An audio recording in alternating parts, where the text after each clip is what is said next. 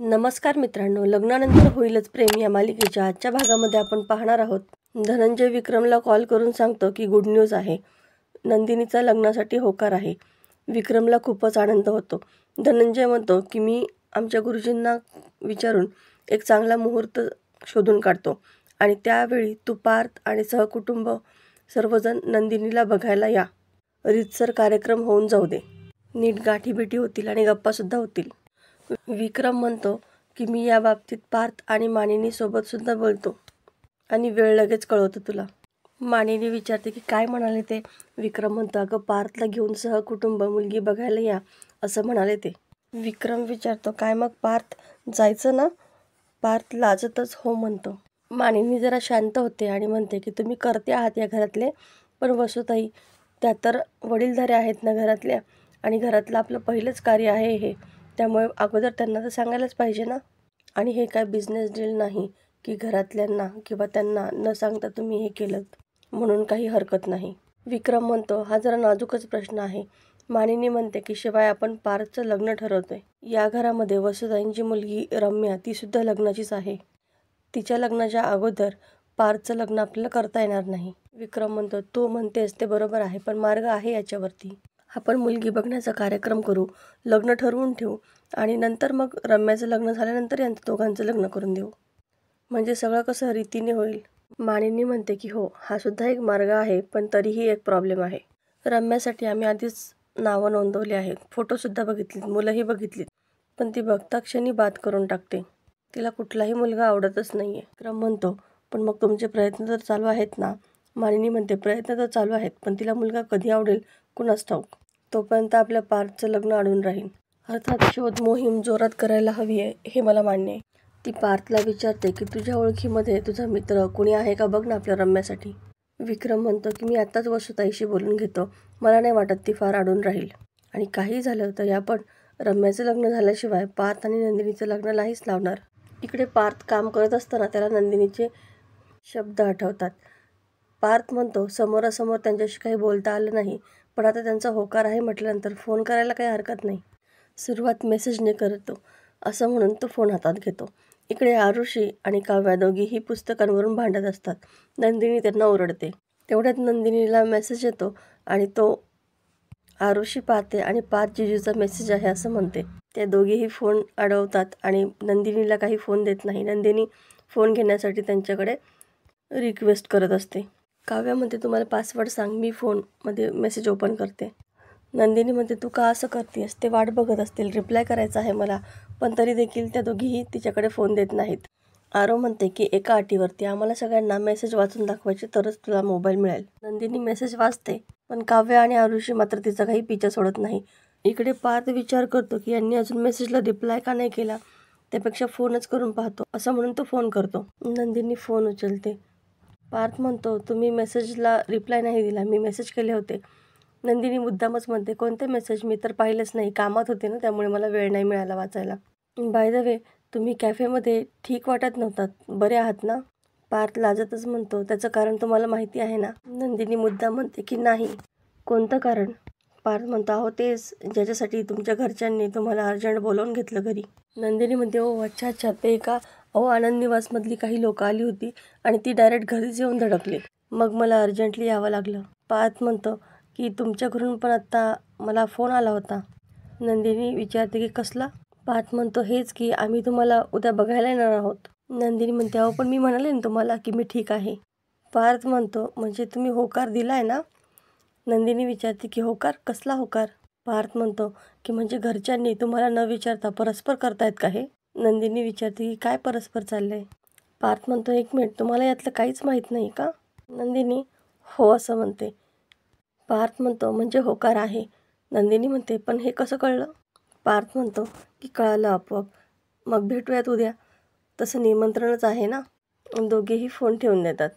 इकडे काव्या जीवाला घाईघाईतच बोलवून घेते आणि सांगते की लग्न ठरलं आहे आणि आता काहीच नाही करू शकत. जीवा खूपच घाबरतो. एक मिनिट, काहीच करू शकत नाही म्हणजे. तुम्हाला घाईघाईने फोन करून लगेच ये म्हणाली ना, तेव्हाच माझा ठोका चुकला होता. तू टेन्शन घेऊ नकोस, आपण खरंच बोलू त्यांच्याशी, नाहीतर पळून जाऊन लग्न करू.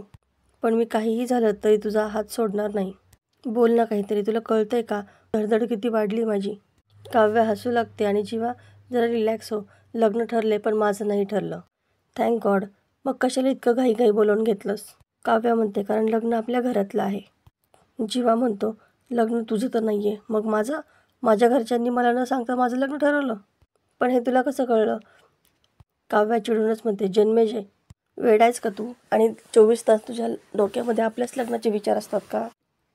आपलं लग्न नाही होणार. माझी ताई नंदिनी आणि तुझा दादा पार्थ या दोघांचं लग्न ठरलंय. जीवाला खूप आनंद होता. तो म्हणतो म्हणजे तुझी डॅशिंग बहीण आणि माझा तगडा पण थोडासा लाजाळू भाऊ पार्थ या दोघांचं लग्न ठरलंय. वाव, क्या बात आहे. काव्या म्हणते एवढ्यातच खुश झालास का तू? जीवा म्हणतो म्हणजे आपली लाईन तर क्लिअर. जीवा म्हणतो पण हे सगळं मला तू का सांगतेस? ही न्यूज तर मला दादाने द्यायला पाहिजे होती. तू मस्करी नाही करत आहेस ना? ते दोघेही खूप खुश असतात. रम्या पार्थचा फोटो हातामध्ये घेते आणि म्हणते की घरातले तुला लाजळाचं झाड म्हणतात ना, तेच बरोबर आहे. पत्रामध्ये आय टू लव्ह यू असं उत्तर तर दिलंस, पण स्कार्फचं काय? स्कार्फ तुला आवडला नाही आवडला काहीच कळवलं नाही आहे तू. मी किती वाट बघते त्याची, पण तू एक तर मेसेज पण नाही आणि कॉल पण नाही. अच्छा, म्हणजे मी कॉल करायला हवा आहे का तुला? ओके करते. ती फोन लावते आणि पुन्हा कट करते. म्हणजे स्कार्फ पण मीच द्यायचा आणि फोन पण मीच करायचा. Not fair. पण मग करू तरी काय? टेक्स्ट करू का? नाहीतर नको, खूप वेड्यासारखं वाटेल. पण काय करू पार्थ, तू वेडच लावलंयस मला. आणि तुझी ती माझ्यासोबत बोलण्याची वागण्याची जी स्टाईल आहे ना, ती तर जीव घेते माझा. ते इतकं गोड वाटतं ना, कधी कधी तर असं वाटतं की धावत यावं. आणि तितक्यात वसुंधरा तिथे येते आणि काय चाललंय रम्या असं ओरडून बोलते. रम्या खूपच घाबरते. इकडे पार्थ आणि नंदिनी कॅफेमध्ये येतात. पार्थ म्हणतो की आपल्या पॅरेंट्सने आपल्याला एकमेकांसाठी चूज केलं आहे, पण तुमची काही हरकत तर नाही ना? नंदिनी म्हणते का? तुमची काही हरकत आहे का? पार्थ म्हणतो नाही नाही, मला तर तुम्ही, आणि असं म्हणून थांबतो. नंदिनी विचारते काय? मला ते काय? पार्थ म्हणतो मला असं विचारायचं की तुमच्या मनाविरुद्ध हे लग्न तर होत नाही ना? तसं असेल तर सांगा, मी काहीतरी कारण काढून नकार देईल या लग्नाला. वेटरला ते कॉफीची ऑर्डर देतात आणि पार्थ म्हणतो हा तर आपण कुठे होतो? नंदिनी म्हणते लग्न न करण्यावरती. पार्थ लगेचच म्हणतो नाही नाही, लग्न करायचं आहे ना आपल्याला. नंदिनी हसतच म्हणते अहो ते तर झालंच, तर तुम्ही सांगत होतात मला काहीतरी. पार्थ म्हणतो की हां, मी सांगत होतो की तुमची काही हरकत नाही ना? नंदिनी म्हणते तुम्ही विसरलात का? आपली जेव्हा भेट झाली तेव्हा मी ऑलरेडी एक लग्न मोडून दुसरं लग्न लावायला निघाले होते. म्हणजे माझ्या मनामध्ये जर नाही असेल तर ते सांगायला मला कोणाची मदत नाही लागणार. पार्थ म्हणतो पण तुम्ही नाही सांगितलं नाहीये आणि कॉफी पण प्यायला आलात, मग याचं कन्क्लुजन मी असं काढायचं का की मी तुम्हाला पसंत आहे? नंदिनी म्हणते म्हणजे या बाबतीत मी माझ्या आईवडिलांच्या शब्दाबाहेर नाही. पार्थ म्हणतो की म्हणजे पसंत नाहीये, पण जबाबदारीतून आलेला हा होकार आहे. नंदिनी म्हणते की अगदीच तसं नाही. इकडे वसुंधरा तिच्या हातातून फोटो काढून घेते आणि म्हणते पार्थच्या फोटोशी बोलत होतीस याचा अर्थ कळतोय का तुला? जी माणसं प्रेमात पडतात ती अशी वागतात. तुझं झालंय का तसं? पार्थच्या प्रेमात पडली आहेस? रम्या लाजूनच पाठमोरी होते. वसुंधरा म्हणते म्हणजे अच्छा, म्हणजे इतके दिवस कोणी स्थळ सुचवलं किंवा मॅरेज ब्युरोमधून काही एखादी माहिती आली की लगेच रिजेक्ट करायचीस, हो ना? रम्या मानेनेच हो खुणवते. वसुंधरा म्हणते की इतका आवडतो का तुला पार्थ? बरं मला एक सांग, फक्त तुलाच तो आवडतो की त्याला पण तू आवडतेस? रम्या म्हणते की त्यालाही मी आवडते. रम्या म्हणते की आई, लहानपणापासून फक्त पार्थलाच मी माझा लाईफ पार्टनर म्हणून इमॅजिन करत आली आहे. म्हणून मी त्याला माझ्या मनातल्या सगळ्या गोष्टी सांगितल्या आणि त्यांनी होकारसुद्धा दिलाय. वसुंधरा म्हणते की खरं सांगतेस ना तू? अगं पार्थपेक्षा चांगला मुलगा तुला शोधून सुद्धा सापडणार नाही. मला खरंच खूप आनंद झालाय. मी लवकरात लवकर जाऊन विक्रमशी बोलते.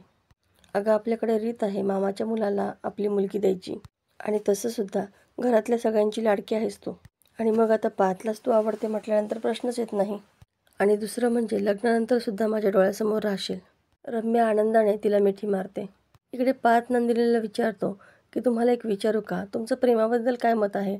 नंदिनी म्हणते की खरं सांगू का, याचं उत्तर अजून जगामध्ये कोणालाही सापडलेलं नाही आहे की प्रेम म्हणजे नक्की काय असतं.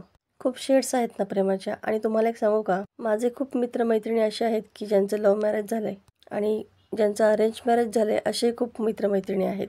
पार्थ म्हणतो माझे असे खूप मित्रमैत्रिणी आहेत, पण नंदिनी म्हणते की लग्नानंतर तो फरक राहत नाही बहुतेक. पार्थ म्हणतो की म्हणजे हे वाले सुद्धा भांडतात, रुसतात, रागवतात आणि ते वाले सुद्धा? नंदिनी म्हणते हो, आणि पुन्हा एकमेकांना मनवतात आणि पुन्हा एकत्र राहायला लागतात. हां, पण असं सगळं सारखं असलं तरीसुद्धा एक गोष्ट मला स्ट्रॉंगली वाटते. प्रत्येकाच्या प्रेमाची गोष्ट ही वेगवेगळी असते, युनिक असते. म्हणजे कळी जशी उमलते तितकं सहज उमलत असावं प्रेम. म्हणजे ते उमलत्याला दिसत नाही, पण जाणवतं मात्र प्रत्येकाला. मला इतकंच वाटतं की प्रेम ही खूप सुंदर पवित्र भावना आहे. माणसाचं पूर्ण आयुष्य बदलून टाकणारी. कित्येक जन्म अपुरे पडतात लोकांना प्रेमाचा खरा अर्थ कळण्यासाठी, नाही का? पार्थ म्हणतो, अगदी करेक्ट बोललात तुम्ही. खरं तर प्रेमाबद्दल माझ्यासुद्धा याच फिलिंग्ज आहेत. फक्त शब्द सापडत नव्हते. ग्रेट. तर मित्रांनो, येणाऱ्या भागामध्ये आपल्याला पाहायला मिळणार आहे की विक्रम वसूला म्हणतो, मी आणि मानिनी पार्थच्या लग्नाचा विचार करत होतो, पण एकदा म्हटलं की रम्याबद्दल तुला एकदा विचारून घ्यावं. वसुंधरा खुश होते आणि म्हणते की अगदी माझ्या मनातलं बोललास. विक्रम म्हणतो, रम्याच्या लग्नासाठी तयार आहेस ना तू? वसू म्हणते की हो, तयार आहे मी. इकडे पार्थ आणि रम्या दोघेही बिझनेसबद्दल गप्पा मारत असतात. वसू मनातच म्हणते की पार्थ आणि रम्याच्या लग्नाचा लवकरात लवकर मुहूर्त काढावा लागणार आहे. इकडे भास्कर भोसले हा सुद्धा विक्रमला भेटायला येतो. तो सांगतो की तू त्या दिवशी पार्थला घेऊन माझ्या पार्टीमध्ये आला होतास. त्याच वेळेस माझ्या शणैयाने त्याला पाहिलं. तिला तो खूप आवडला. पार्थची आणि तिची जोडी एकदम परफेक्ट दिसेल. इकडे नंदिनी म्हणते की जेव्हापासून माझं लग्न ठरले तेव्हा माझ्यापेक्षा जास्त तूच खुश दिसतेस. त्यावर काव्या थोडीशी घाबरते. तर मित्रांनो, असेच नवनवीन व्हिडिओ अपडेट पाहण्यासाठी चॅनलला सबस्क्राईब करा. नोटिफिकेशनसाठी बेल आयकॉन अवश्य दाबा. व्हिडिओ पाहिल्याबद्दल धन्यवाद.